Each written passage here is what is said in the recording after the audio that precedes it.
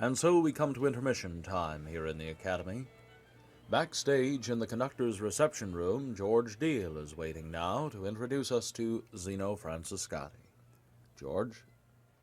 Thank you, Neil. I am honored to have as my intermission guest one of the world's most distinguished violinists, Zino Francescatti. Monsieur, I must tell you that among hotel telephone operators, you are not known by your correct name.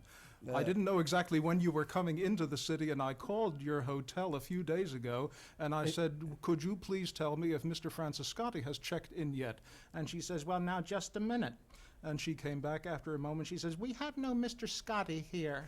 Yeah, that's always the trouble. They want to cut in half my name. No. And you know, they did even one time call me Francescatti. The man, you know, wrote with Francescatti. the American national anthem. Yes, national anthem.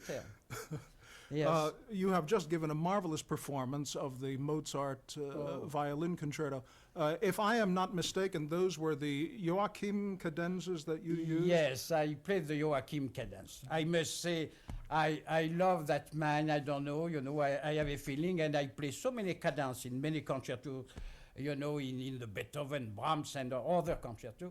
And he did so well, and I always play this cadence by Joachim. Do you ever feel inspired to improvise your own? I did myself some, you know, but if I mean, during performance? No. They anymore. said, you know, the old artists at this epoch were doing that, but I doubt it was absolutely improvisation. Probably, you know, they prepare and they change a little. That's I do that even in the Joachim cadence. Sometimes I had something by myself, yes. But it is impossible, you know, truly to make to create in improvisation, sure, yes. Because you have musically good. You know, well, I think it's perhaps artistically legitimate to do that. Yes, but that will be, of course, the idea. That I think. If we could do that, I will do that with pleasure. But I wrote some cadence myself. Mm-hmm. Yes, I published even the second concerto with my own cadences. Yes, well, I assumed you had some experience as a composer, at least in terms of the arrangements that you are going to play of your own Paganini Caprices later. Yes, and you know, it's a long time I arranged this composition for these two caprices. That's 50 years back, when I was at the conservatory, you know, I was in the class for the harmonie, you know, the contrepoint, and at that time I was interested, and I was playing this caprice, and I said, why not make a little accompaniment? And I found them, you know, lately, and now I play just for fun, for pleasure. And I grade myself as a greater composer than violinist. I am very proud, but that is a hobby. Anyway. Yes. Now, I think last season you celebrated your 30th anniversary of your in United States. Of your American debut. In American debut with the New York Philharmonic. Have you noticed in those 30 years, have you noticed any change in the role of the soloist and in the repertory that he plays in terms of your own experience? Oh, yes, my dear. That is a big change. Tell me, what has been the nature of it? What is the change? If you remember, I don't know, but that was not only for the musical field, you know, that's in the sport field, in the movie, all change, you know, the rapport and the contact of the stars with the public changed completely in the last 30 or 40 years. And I remember, you know, at that time, we were playing on the telephone hour.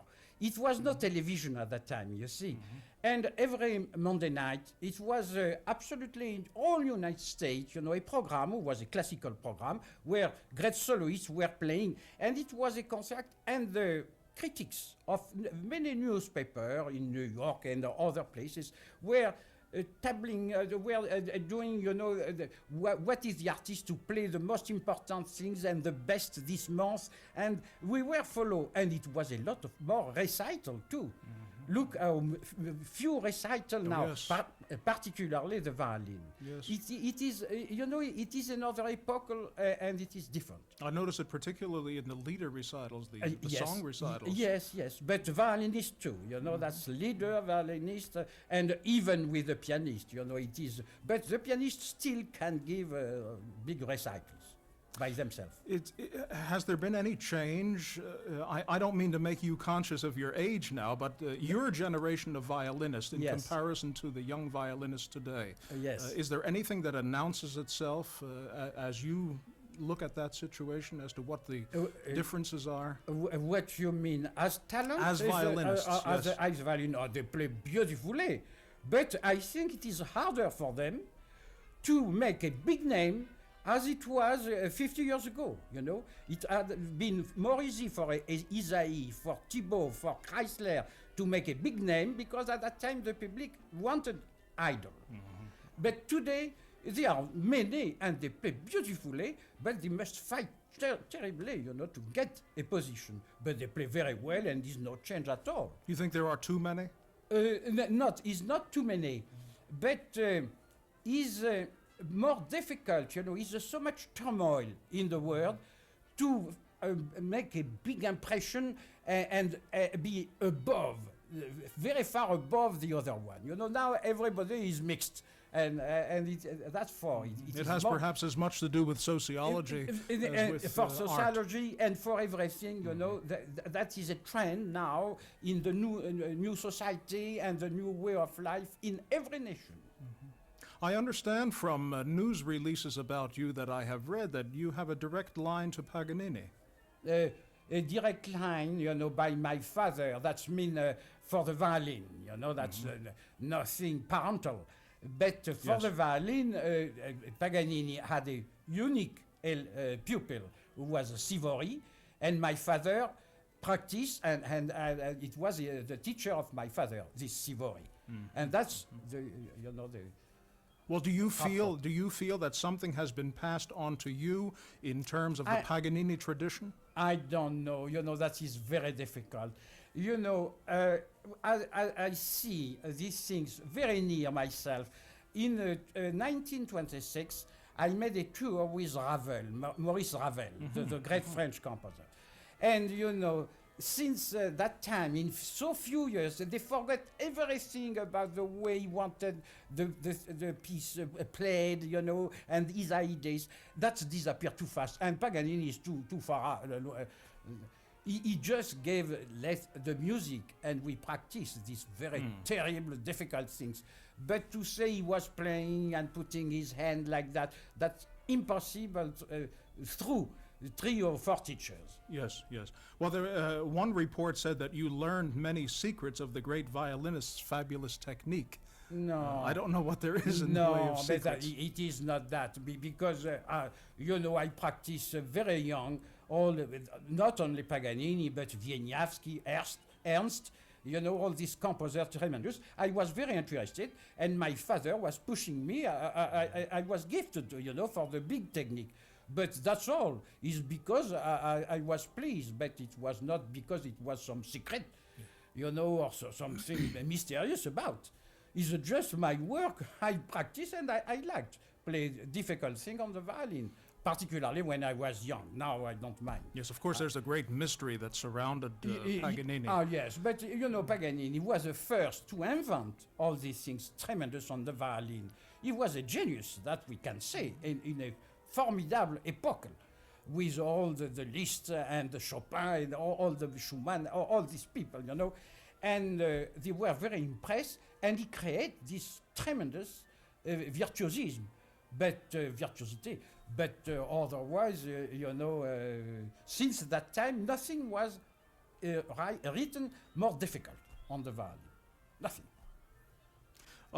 Didn't you play his Guarnerius at one time? Yes, I played in Genoa. Yes, I was invited for the Christophe Colomb. They had a double, the two big sons of Genoa are Christophe Colombo and Niccolo Paganini. Paganini, yes. And I remember for Christophe Colombo, as is a sportive event, it was a general hunt, you know, who climbed the Everest, was that year with me, and we were both, you know, in the same big manifestation in that. And they took the violin out of the glass case. The yes. glass case, you know, and I practiced a little. And What condition was it and in? I played. The violin is in good condition, but it's hard, you know, like a whole shoe. He's dry now because he was not played for over a century. Then it's difficult. You should play that violin for 6 months, you know, Yes. and breathe on and give him some life. What did you play on it? I played the chaconne by Bach because I tried to play some Paganini, but as the neck of the violin was shorter at that time, I was impaired, you know, I couldn't manage that perfectly. Then I say I will play something, good music, but going down the violin, and I play the chaconne by Bach. Well, that warmed it up a little bit. Yes, so that was anyway. But Did you like the violin as an At instrument? the end, you know, maybe the last few notes I played on that violin, it was starting to warm up, and then I found it was a very tremendous, great violin. They call him at that time the canon, because he has a big tone. You see, they say he's a gregarious del Gesù. Yes, we must stop for just a moment. We'll be back in a moment with Zino Francescatti. We'll return to George Deal and Zino Francescatti in just a moment. First, we pause for station identification with a special word of welcome to listeners in San Diego, California, who are now hearing our broadcasts on station KOGO-FM. This program is coming to you from the Academy of Music in Philadelphia.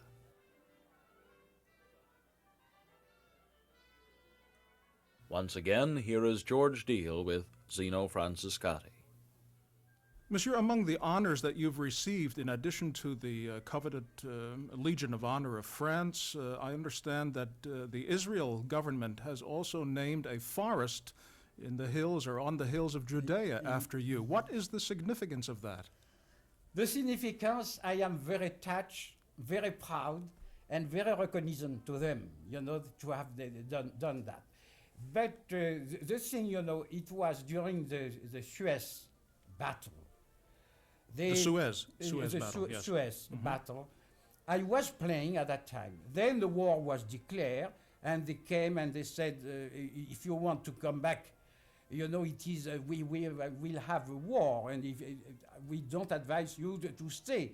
But I said, but if I stay, do you play? We will play a concert as they are planned.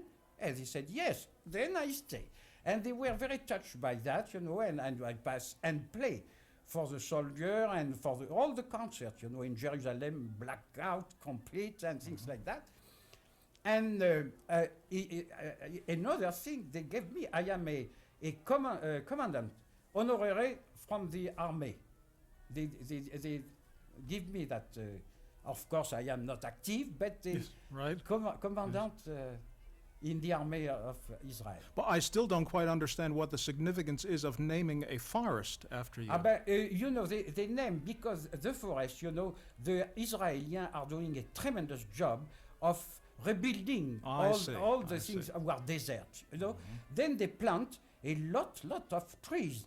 And is one part of these trees were, you know, planted, they give my name. Well, certainly, if you ever run out of violins, you have your own forest to go. I have the forest to build many violins. With all that. Do you play much of the unaccompanied violin repertory? But, you know, we have little enough of that. With the violin, it's difficult to play alone. Then I play the Bach sonata, and that I must say, every morning when I am home, I practice and I play a Bach sonata entirely. And I change every day, that makes 6 in the week, you know, and I start again. Then we have this marvelous Bach sonata, and I play the Paganini Caprices too. You know, that's, they are, but apart some few pieces of the violin, you have very little written for violin alone. But they are good. They are good, these pieces that you've been mentioning. They are, yes, they are very excellent. You play them in public? Oh, yes. Oh, yes.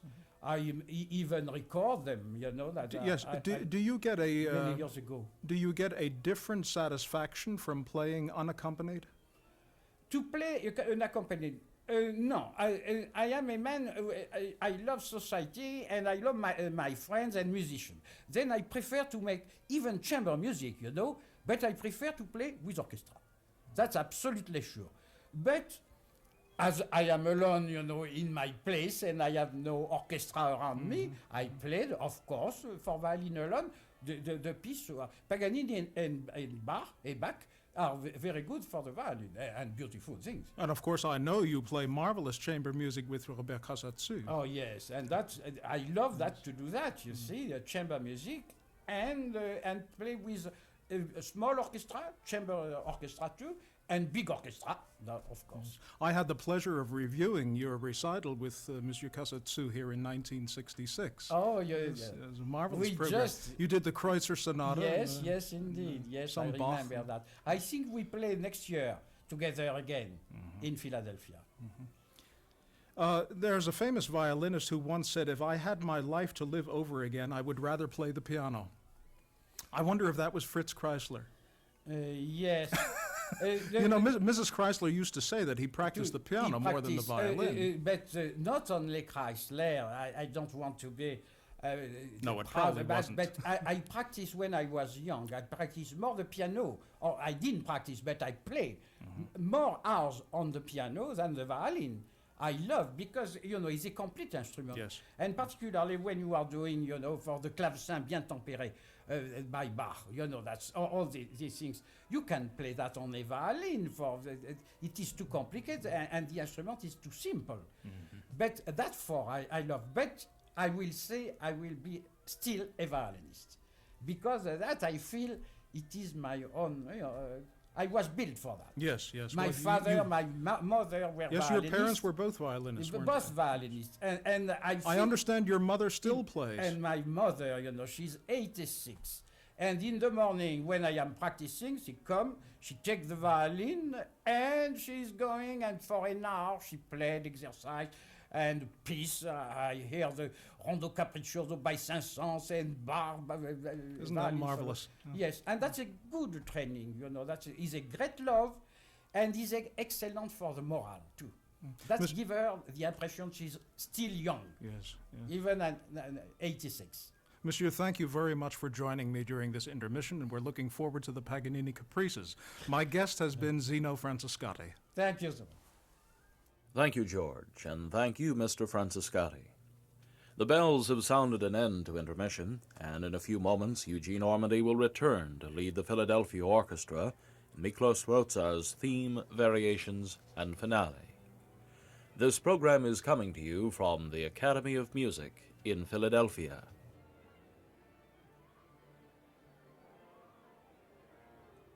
Miklos Rozsa was born in Hungary, educated in Germany, worked in Paris and London, and eventually settled in Hollywood. His name has long been associated with the motion pictures. It was to write music for the movies that he first left Paris in 1935 and went on to Hollywood in 1939. His serious work, if we can draw so sharp a line through any artist's effort, the concert hall work, is rather typical of the modern idiom in vogue in Europe during the 1920s and 30s. Neoclassical in content, strongly polyphonic, incisively rhythmic. His motion picture work, on the other hand, is generally romantic, almost Wagnerian in its scope. To open this second half of our broadcast concert, Eugene Ormandy has chosen the theme, variations, and finale of Miklos Rozsa, which he wrote in 1933 during his Paris years. The maestro is on stage.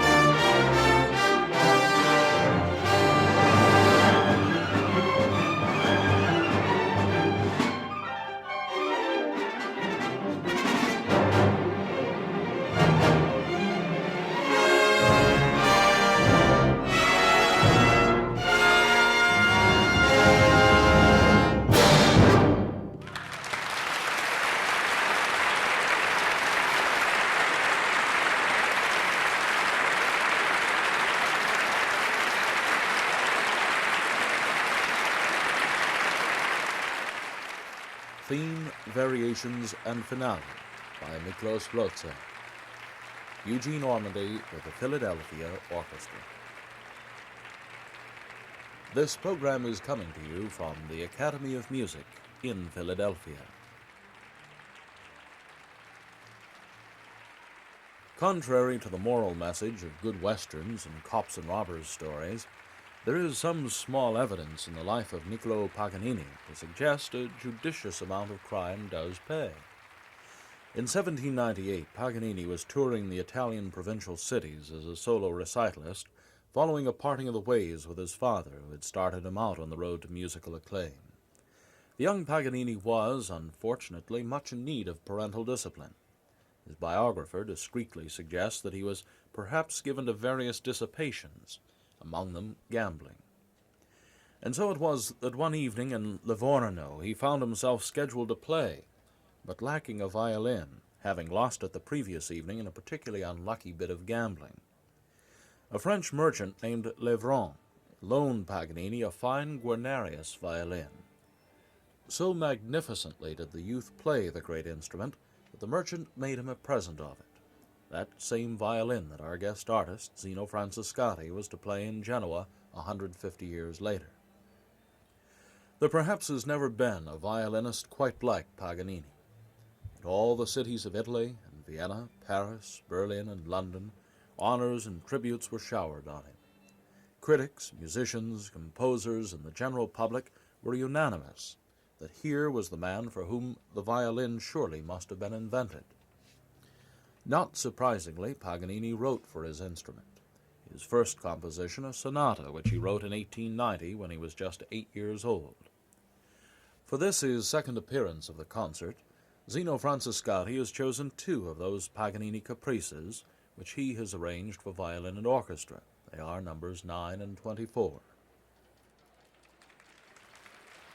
And now, Eugene Ormandy is coming on stage with Zino Francescatti to perform 2 caprices of Niccolo Paganini.